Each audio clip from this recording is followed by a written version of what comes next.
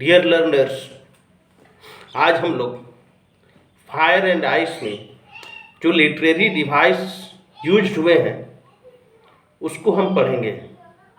Today we will discuss about the literary devices used in the poem fire and ice of class 10। तो be prepared for this कि जैसे कि हम लोग जानते हैं कि हाफ ईयरली जो बोर्ड लेने वाली है वो आने वाला है। That's why I thought that I would make a video related to poetic devices used in different poem. So let us see what are the poetic devices used in this poem. This is very small poem but having great meaning. When we read this poem we will get all these poetic devices. First of all यानी कि पहला हम लोग देखते हैं कि उसका rhyming scheme क्या है।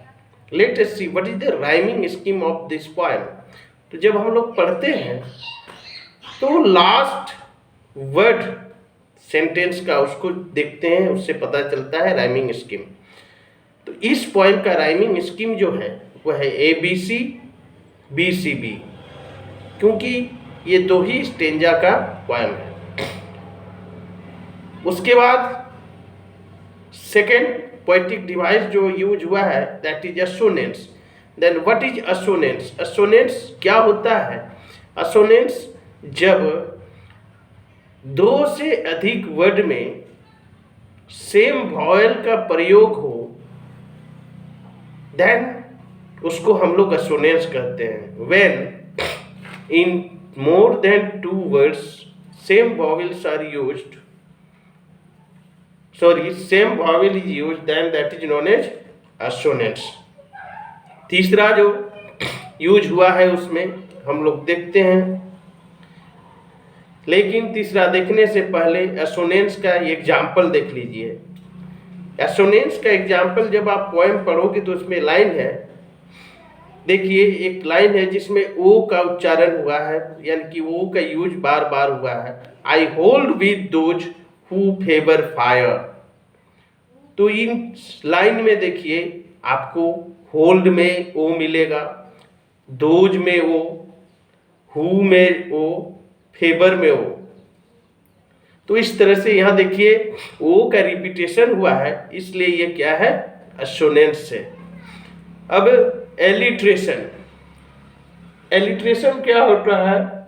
एलिट्रेशन जब किसी सिंगल कॉन्सोनेंट का किसी 2 या 2 से अधिक वर्ड के बिगिनिंग में यूज हो तो उसको हम लोग एलिट्रेशन कहते हैं। दैट मीन्स एलिट्रेशन क्या?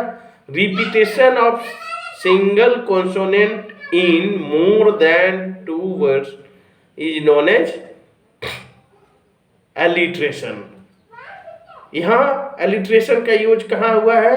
देखिए एक लाइन है जिसमें कुछ वर्ड्स हैं, जैसे एफ का यूज हुआ है कहीं रिपीटेड, फेवर फायर। किसी और एक लाइन में देखिए यूज हुआ है वर्ल्ड विल। तो देखिए फेवर फायर में एफ और एफ बोथ आर कॉन्सोनेंट। तो ये एफ 2 वर्ड में यूज हुआ है एज पर डेफिनेशन, इसीलिए वो क्या है? एलिट्रेशन है। अब देखिए इस पोएम में इमेजरी का भी यूज हुआ है। इमेजरी क्या होता है? देखिए इसमें क्या होता है,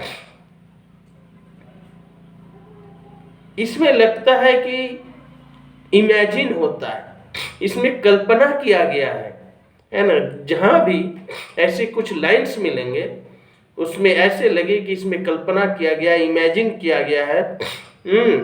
तो ऐसे सेंटेंसेस को हम लोग इमेजरी कहते हैं। एग्जाम्पल देखिए, some say the world will end in fire. Some say the world will end in fire, यानी कि कुछ लोग कह रहे हैं, ये इमेजिनेशन है पॉइंट का कि कुछ कहते हैं, लोगों का इमेजिनेशन है ये कि फायर से डिस्ट्रॉय हो जाएगा। To say that for destruction is also great, ice is also great. तो क्या है, लोगों का ये इमेजिनेशन है कि फायर से भी डिस्ट्रॉय हो सकता है दुनिया और आइस से भी। तो ये दो लाइन से हम लोग को इमेजिनेशन पता चलता है, that's why here imagery is used. तो ये दो लाइन में इमेजरी का यूज हुआ है। अब देखिए यहाँ भी हमको एलिट्रेशन दिखाई दे रहा है, सम से, तो एस एस। चलिए अब इस पोएम में एनाफोरा का भी यूज हुआ है, एनाफोरा। तो एनाफोरा क्या होता है? Anaphora when single word is repeated in consecutive two lines, that means beginning two lines, तो उसको हम लोग क्या कहेंगे? एनाफोरा कहेंगे। जब किसी वर्ड का रिपीटेशन दो लाइन में बिगिनिंग में होता हो तो उसको हम लोग एनाफोरा कहेंगे। जैसे इस पोएम में यूज हुआ है सम से का रिपीटेशन हुआ है और वो लाइन के बिगिनिंग में हुआ है। पर्सनिफिकेशन भी किया गया है। पर्सनिफिकेशन क्या होता है? When any inanimate object is treated as human beings, then that is personification. तो यहाँ फायर एंड आइस को यहाँ पर्सनिफाई किया गया है, फायर एंड आइस को। कैसे? क्योंकि फायर एंड आइस ऐसे लग रहा है इस पोएम में कि वो दुनिया को डिस्ट्रॉय करने के लिए काफी है ना। और डिस्ट्रॉय एक्टिविटी कौन करता है? ह्यूमन बीइंग्स, ठीक है। और यहाँ उसके माइंड को भी क्लियर किया गया है, that's why here fire and ice are personified.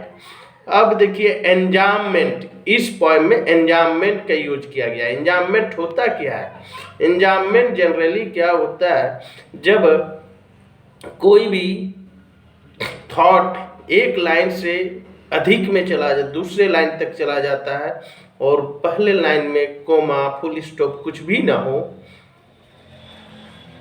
दूसरे लाइन में भी ना हो, तो वैसे पोएम्स, वैसे सेंटेंसेस को हम लोग एंजाममेंट कहते हैं। जैसे यहाँ आप लोग देखिएगा कि यहाँ फर्स्ट लाइन में कोमा फुल स्टॉप नहीं है, वो लास्ट लाइन में वो जो थॉट है वो खत्म हो रहा है, लास्ट लाइन में फुल स्टॉप है, इसलिए इसको हम लोग एंजाममेंट कहेंगे। आप जब पढ़ोगे तो आप ये पाओगे। तो आज के लिए इतना ही। सबको धन्यवाद।